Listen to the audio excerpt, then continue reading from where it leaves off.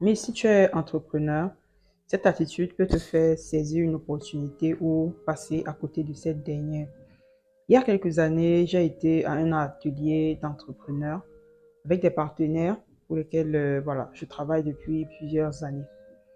Lors d'une pause déjeuner, un entrepreneur, un collaborateur, si vous voulez, s'est approché de moi et m'a demandé voilà, qu'il voulait me parler. Alors on décale un tout petit peu pendant qu'on était en train de prendre voilà, notre dessert. Il me déclare les sentiments qu'il a pour moi et il me dit que cela dure depuis un moment. Et puis voilà, il a observé la manière dont je me comporte avec lui, ma sympathie, mon attention et autres. Alors il a décidé de prendre son courage et de se lancer et de me le dire. Il voudrait juste que je sois au courant et qu'il me laisse le temps de réfléchir, que je puisse lui répondre plus tard. Je dis ok, surprise par ça, parce que je n'avais vraiment pas vu ça venir. Donc je me dis ok, le temps passera et puis on verra bien, on en discutera plus tard. Sauf que il a commencé à se comporter avec moi comme si on était déjà amoureux. Donc voilà, sa manière de me parler, les messages qu'il me faisait, la manière même de m'appeler, j'avais déjà un petit nom et autres. Donc ça s'est passé tellement vite que je n'ai même pas eu le temps voilà, de pouvoir échanger avec lui et autres. Donc ça a commencé à m'irriter en réalité, ça a commencé à m'irriter franchement.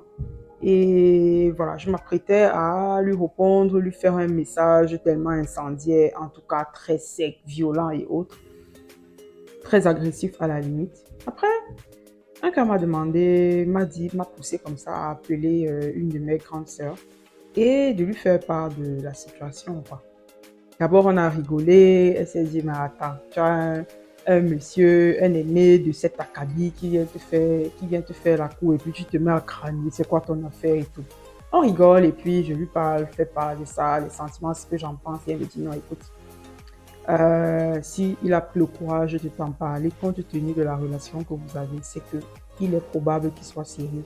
Il vaut mieux que tu te poses un peu, que tu te calmes là, que tu calmes tes ardeurs là et que tu lui répondes, mais que tu lui répondes avec beaucoup de tact parce que ça pourrait effectivement partir en vrille et peut-être que vos relations professionnelles vont en prendre un coup.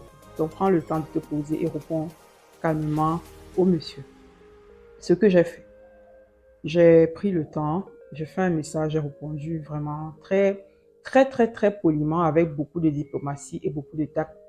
Parce que cet entrepreneur, en réalité, on a, il est d'abord mon aîné sur le plan professionnel.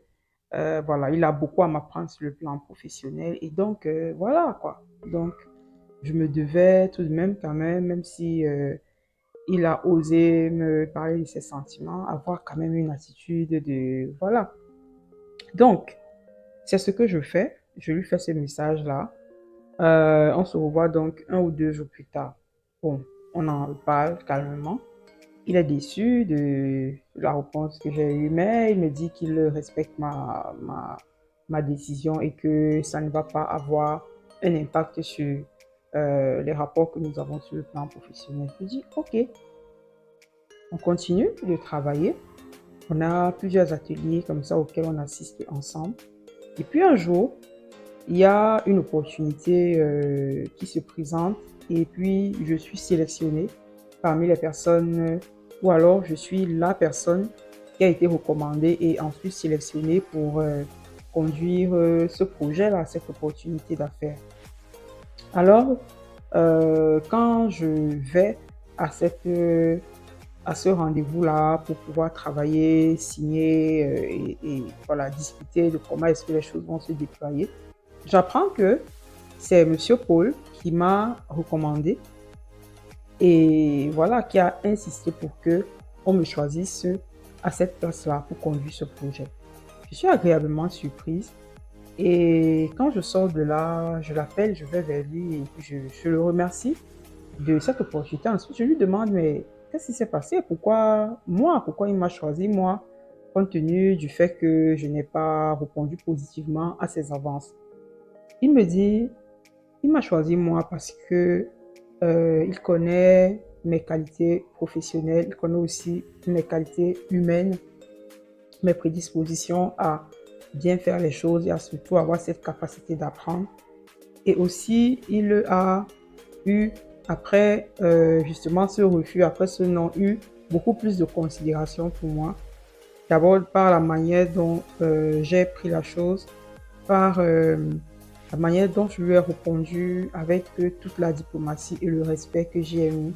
Il a beaucoup apprécié cela. C'est vrai, il a été déçu, mais il a beaucoup apprécié et il a gardé ça dans son cœur et vraiment, il a considéré cela en fait. Et je l'ai remercié encore une fois. On a déjeuné et voilà. Et on a continué à collaborer. Je dis ça parce que les personnes blessées, de manière inconsciente ou pas, blessent les autres. Et l'une des caractéristiques d'une personne blessée, c'est sa propension à être, que ce soit très souvent quand on est face à une situation qui ne nous plaît pas, qu'on n'aurait pas souhaité, on aurait voulu que ça se passe différemment, on peut avoir une attitude très agressive, des paroles très violentes et un comportement tellement agressif verbalement, même dans notre langage et autres, qui fait que la personne, voilà, on blesse en fait, parce que nous-mêmes à l'intérieur, nous sommes d'abord blessés. J'ai aussi compris que on peut dire non à quelqu'un de manière respectueuse. On peut manifester son mécontentement dans le respect.